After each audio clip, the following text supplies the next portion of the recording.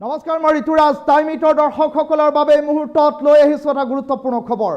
আজিৰ দিনটোত কেবিনেট বৈঠকৰ অন্তত ৱাকফ সংশোধনী বিল সন্দৰ্ভত ৰাজ্যৰ মুখ্যমন্ত্ৰীগৰাকীয়ে কেতবোৰ গুৰুত্বপূৰ্ণ মন্তব্য কৰিছে। সমান্তৰালকৈ ৰাজ্যৰ মুখ্যমন্ত্ৰীগৰাকীয়ে উল্লেখ কৰিছে যে মই দুখ পাইছোঁ, মই লজ্জা অনুভৱ কৰিছোঁ অসমৰ এগৰাকী সাংসদৰ বাবে, কিয়নো অসমৰ সাংসদ গৌৰৱ গগৈয়ে সদনৰ মজিয়াত উল্লেখ কৰিলে যে ৰাজপথত মুছলমানসকলক নামাজ পঢ়িবলৈ দিয়া হোৱা নাই, কিন্তু ৰাজ্যৰ মুখ্যমন্ত্ৰীগৰাকীয়ে উল্লেখ কৰিলে যে অসমৰ মুছলমানে ৰাজপথত নামাজ পঢ়াটো কাহানিও দাবীও কৰা নাই আৰু তেনেধৰণৰ মন্তব্যৰ বাবে মই অত্যন্ত লাজ পাইছোঁ বুলি ৰাজ্যৰ মুখ্যমন্ত্ৰীগৰাকীয়ে প্ৰতিক্ৰিয়া ব্যক্ত কৰিছে। অসমৰ মুছলমানে ৰাজপথত কেতিয়াও নামাজ পঢ়াৰ বাবে দাবী কৰা নাই আৰু এনেধৰণৰ মন্তব্য সদনৰ মজিয়াত এতিয়া গৌৰৱ গগৈ ৰখাৰ বাবে এই মন্তব্যৰ বাবে এতিয়া মই লাজ পাইছোঁ বুলি ৰাজ্যৰ মুখ্যমন্ত্ৰীগৰাকীয়ে সংবাদমেল সম্বোধন কৰি উল্লেখ কৰিছে। কেবিনেট বৈঠকৰ অন্তত ৰাজ্যৰ মুখ্যমন্ত্ৰী ডক্টৰ হিমন্ত বিশ্ব শৰ্মাই এই কথা উল্লেখ কৰিছে। ৰাজপথত নামাজ পঢ়াটো মুছলমানেও নিবিচাৰে। ধুনীয়াকৈ বনোৱা মছজিদ ঈদগাহত নামাজ পঢ়িব মুছলমান ৰাইজে, তাৰ পৰিৱৰ্তে ৰাজপথত মুছলমান ৰাইজে নামাজ নপঢ়ে। সাংসদগৰাকীৰ এই বক্তব্যৰ পাছতেই দেশৰ বিভিন্ন প্ৰান্তৰ পৰা ফোন আহিছে আৰু অসমৰ পৰা এনেকুৱা মানুহো সাংসদ হয় নেকি বুলি প্ৰশ্ন উত্থাপন কৰিছে। তেনে পৰিপ্ৰেক্ষিতত সমগ্ৰ বিষয়টো সন্দৰ্ভত গোটেই দেশৰ ওচৰত অসমৰ মুখ্যমন্ত্ৰী হিচাপে মই লাজ পাইছোঁ বুলি ৰাজ্যৰ মুখ্যমন্ত্ৰীগৰাকীয়ে মন্তব্য প্ৰকাশ কৰিছে। কেবিনেট বৈঠকৰ পাছতেই ৱাকফ বিধেয়ক সন্দৰ্ভত ৰাজ্যৰ মুখ্যমন্ত্ৰীগৰাকীয়ে মন্তব্য দিয়াৰ মাজতেই এই কথা উল্লেখ কৰা পৰিলক্ষিত হ'ল। অসমৰ মুছলমান ৰাইজে ৰাজপথত কেতিয়াও নামাজ পঢ়াৰ দাবী কৰা নাই। সদনত গৌৰৱ গগৈয়ে কৰা মন্তব্যত মই যথেষ্ট লাজ পাইছোঁ বুলি উল্লেখ কৰিলে আৰু সমান্তৰালকৈ কেবিনেট বৈঠকৰ অন্তত ৰাজ্যৰ মুখ্যমন্ত্ৰীগৰাকীয়ে গৌৰৱ গগৈৰ ভাষণ সন্দৰ্ভত মন্তব্য প্ৰকাশ কৰি এই কথা উল্লেখ কৰিছে।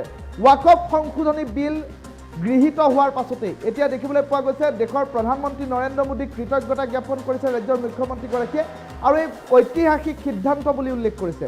আৰু এই বিলখনৰ বিৰোধিতা কৰি সদনৰ মজিয়াত যি ভাষণ ৰাখিছিল সাংসদ গৌৰৱ গগৈৰ সেই ভাষণ সন্দৰ্ভত এতিয়া ৰাজ্যৰ মুখ্যমন্ত্ৰীগৰাকীয়ে প্ৰতিক্ৰিয়া ব্যক্ত কৰি উল্লেখ কৰিছে মই অত্যন্ত লাজ পাইছোঁ আৰু দেশৰ বিভিন্ন প্ৰান্তৰ জনতাই মোলৈ ফোন কৰিছে আৰু ফোন কৰি উল্লেখ কৰিছে যে অসমৰ পৰা এনে সাংসদো নিৰ্বাচিত হৈ আহে নেকি বুলি প্ৰশ্ন উত্থাপন কৰিছে আৰু যথেষ্ট লজ্জিত অনুভৱ কৰিছোঁ বুলি উল্লেখ কৰিছে, কিয়নো অসমৰ মুছলমান জনতাই ৰাজপথৰ ওপৰত নামাজ পঢ়িবলৈ দাবী কাহানিও কৰা নাই আৰু ঈদগাহ মছজিদসমূহত নামাজ পঢ়ি আহিছে আৰু পঢ়ি থাকিব।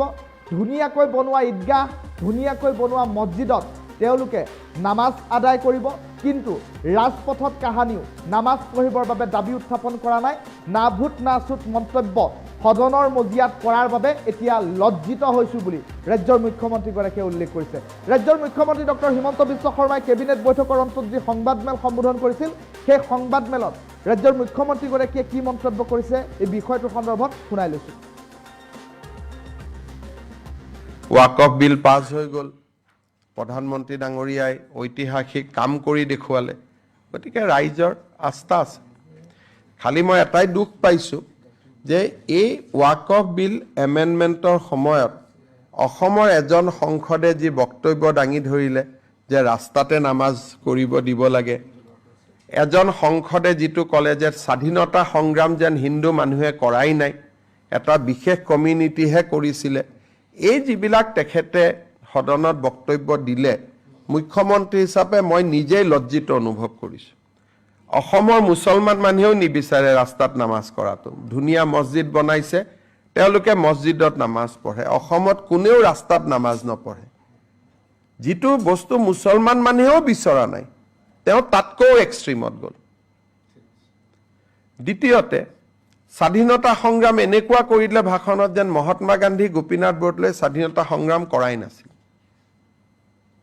গতিকে মই নিজে লাজ পাইছোঁ। গোটেই দেশৰ মানুহবিলাকে মোক ফোন কৰিছে যে অসমৰ পৰা এনেকুৱাও MP হয় নেকি। গোটেই দেশৰ ওচৰত অসমে লজ্জা পাবলগীয়া হৈছে, লাজ পাবলগীয়া হৈছে এনেকুৱা বিবৃতিৰ কাৰণে। ৱাকফ বিল পাছ হৈ গ'ল, প্ৰধানমন্ত্ৰী ডাঙৰীয়াই ঐতিহাসিক কাম কৰি দেখুৱালে, গতিকে ৰাইজৰ আস্থা আছে। খালি মই এটাই দুখ পাইছোঁ যে এই ৱাকফ বিল এমেণ্ডমেণ্টৰ সময়ত অসমৰ এজন সংসদে যি বক্তব্য দাঙি ধৰিলে যে ৰাস্তাতে নামাজ কৰিব দিব লাগে, এজন সংসদে যিটো ক'লে যে স্বাধীনতা সংগ্ৰাম যেন হিন্দু মানুহে কৰাই নাই, এটা বিশেষ কমিউনিটিহে কৰিছিলে, এই যিবিলাক তেখেতে সদনত বক্তব্য দিলে, মুখ্যমন্ত্ৰী হিচাপে মই নিজেই লজ্জিত অনুভৱ কৰিছোঁ। অসমৰ মুছলমান মানুহেও নিবিচাৰে ৰাস্তাত নামাজ কৰাটো। ধুনীয়া মছজিদ বনাইছে, তেওঁলোকে মছজিদত নামাজ পঢ়ে। অসমত কোনেও ৰাস্তাত নামাজ নপঢ়ে। যিটো বস্তু মুছলমান মানুহেও বিচৰা নাই, তেওঁ তাতকৈও এক্সট্ৰিমত গ'ল। দ্বিতীয়তে, স্বাধীনতা সংগ্ৰাম এনেকুৱা কৰিলে ভাষণত যেন মহাত্মা গান্ধী, গোপীনাথ বৰদলৈয়ে স্বাধীনতা সংগ্ৰাম কৰাই নাছিল। গতিকে মই নিজে লাজ পাইছোঁ। গোটেই দেশৰ মানুহবিলাকে মোক ফোন কৰিছে যে অসমৰ পৰা এনেকুৱাও MP হয় নেকি।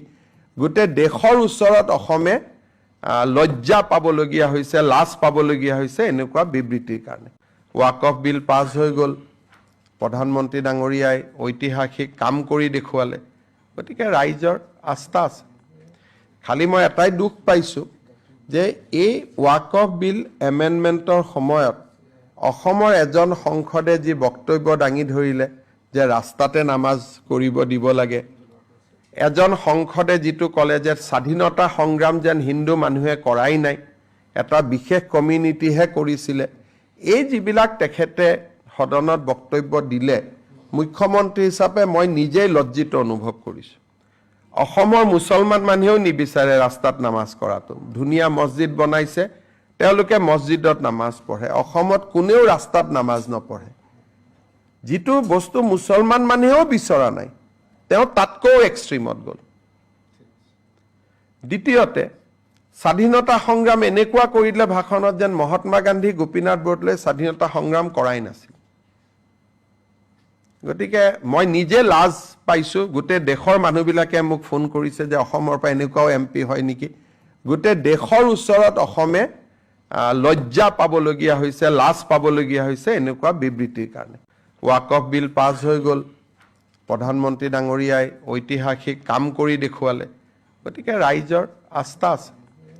খালি মই এটাই দুখ পাইছোঁ যে এই ৱাকফ বিল এমেণ্ডমেণ্টৰ সময়ত অসমৰ এজন সংসদে যি বক্তব্য দাঙি ধৰিলে যে ৰাস্তাতে নামাজ কৰিব দিব লাগে, এজন সংসদে যিটো ক'লে যে স্বাধীনতা সংগ্ৰাম যেন হিন্দু মানুহে কৰাই নাই, এটা বিশেষ কমিউনিটিহে কৰিছিলে, এই যিবিলাক তেখেতে সদনত বক্তব্য দিলে, মুখ্যমন্ত্ৰী হিচাপে মই নিজেই লজ্জিত অনুভৱ কৰিছোঁ।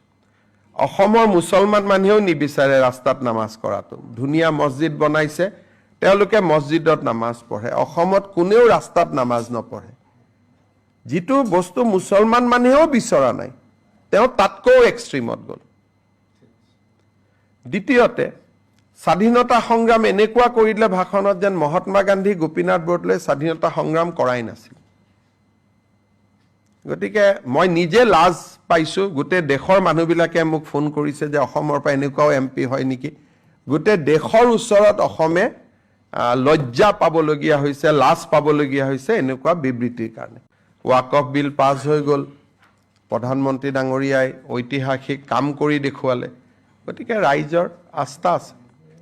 খালি মই এটাই দুখ পাইছোঁ যে এই ৱাকফ বিল এমেণ্ডমেণ্টৰ সময়ত অসমৰ এজন সংসদে যি বক্তব্য দাঙি ধৰিলে যে ৰাস্তাতে নামাজ কৰিব দিব লাগে, এজন সংসদে যিটো ক'লে যে স্বাধীনতা সংগ্ৰাম যেন হিন্দু মানুহে কৰাই নাই, এটা বিশেষ কমিউনিটিহে কৰিছিলে, এই যিবিলাক তেখেতে সদনত বক্তব্য দিলে, মুখ্যমন্ত্ৰী হিচাপে মই নিজেই লজ্জিত অনুভৱ কৰিছোঁ।